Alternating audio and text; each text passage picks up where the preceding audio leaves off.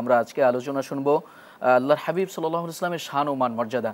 তো রাসূলুল্লাহর শান মান মর্যাদা তো অনেক বেশি, তো এ সম্পর্কে যদি আপনি আমাদেরকে বলতেন।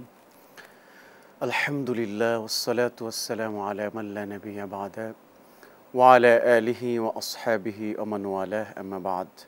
দূর ও কাছের দেশ এবং প্রবাসের বাংলা ভাষাভাষী যেখান থেকে আমাদেরকে দেখছেন, ভিডিওটি পরবর্তীতে দেখবেন, সকলকে জানাই আন্তরিক প্রীতি ও শুভেচ্ছা।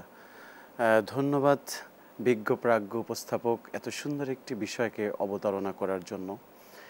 আসলে আল্লাহর হাবিব সাল্লাল্লাহু আলাইহি ওয়া আলিহি ওয়াসাল্লাম তিনি হচ্ছেন ইমামুল মুরসালিন, যার আজমত, যার রফাআত, যার স্ট্যাটাসের কথা কোনো বিশেষজ্ঞ, কোনো দার্শনিক, কোনো কলামিস্ট কেউই লিখে বলে শেষ করতে পারবে না। তিনি এমন একজন নবী, সুবহানাল্লাহ। আল্লাহ সুবহানাহু ওয়া তাআলা কোরআনুল কারীমে সূরাতুল কলামে বলেছেন, ওয়া ইন্নাকা লাআলা খুলুকিন আযীম। তার আযীমাত আল্লাহ তাআলা সুমহান করে দিয়েছেন, তার আখলাককে আল্লাহ তাআলা সুমহান করেছেন, সুবহানাল্লাহ। আমরা যদি কোরআনের দিকে লক্ষ্য করি, আমরা দেখতে পাই আল্লাহ ভিন্ন জায়গায় বলছেন, ওয়ারাফা'না লাকা যিকরাক। যেখানেই আল্লাহ তাআলার নাম আছেন সেখানেই রাসূলুল্লাহর নাম আছেন, সুবহানাল্লাহ। যদি আমরা হাদিসে কুদসির দিকে তাকাই, আল্লাহ পাক বলছেন, হাইসুমা যুকিরতু যুকিরতা মাই। দেখেন আপনি, কি আজানে, কি একামতে, কি দুরুদে, কি সালামে, কি তাশাহুদে, কি তাওয়াক্কুলে, কি ইখলাসে, জীবনের স্টার্টিং থেকে শুরু করে এন্ডিং পর্যন্ত ইচ এভরিথিং, সব জায়গাতে এবাদতের, জীবনের এবাদতের প্রতিটি পরতে পরতে যেখানেই আল্লাহ সেখানেই রাসূলুল্লাহ, সুবহানাল্লাহ।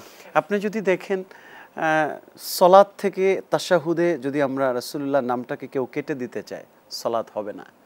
একামতে যদি রাসূলুল্লাহর নামকে কেউ মাইনাস করতে চায়, হবে না। মানে যেখানেই আল্লাহ সেখানেই রাসূলুল্লাহ, সুবহানাল্লাহ। নামাজে দুরূদ শরীফ পড়তেই হবে, সুবহানাল্লাহ। নবীজি এমন নবী যিনি শরিয়াত প্রণেতা, যিনি হা বলেছে হালাল হয়ে গেছে, না বলেছে হারাম হয়ে গেছে, আঙুল দিয়ে ইশারা করেছে চার দ্বিখণ্ডিত হয়ে গেছে, সুবহানাল্লাহ। আলতো করে একটু পা উঁচু করেছেন তিনি, ধুলক ভুলক ছাড়িয়ে ৭০,০০০ নূরের পর্দা ছেদ করে আল্লাহর কাছে মেরাজে চলে গেছেন, সুবহানাল্লাহ।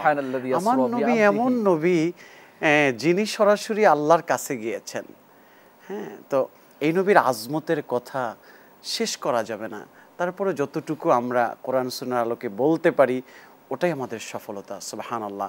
নবীজি সাল্লাল্লাহু আলাইহি সাল্লামের জলিলুল কদর সাহাবী হযরতে আবু বকর রাদিয়াল্লাহু তাআলা আনহু, তিনি রাসূলুল্লাহ সাল্লাল্লাহু আলাইহি সাল্লামকে প্রশ্ন করছেন, ইয়া রাসূলুল্লাহ, মুসা যদি হয় কালিমুল্লাহ, ইব্রাহিম যদি হয় খলিলুল্লাহ, ঈসা যদি হয় রুহুল্লাহ, ইসমাইল যদি হয় জবিহুল্লাহ, ফামা উতিতা মিনাল ফাজল ইয়া রাসূলুল্লাহ, আপনার আজমত সম্পর্কে জানতে চাই, সুবহানাল্লাহ।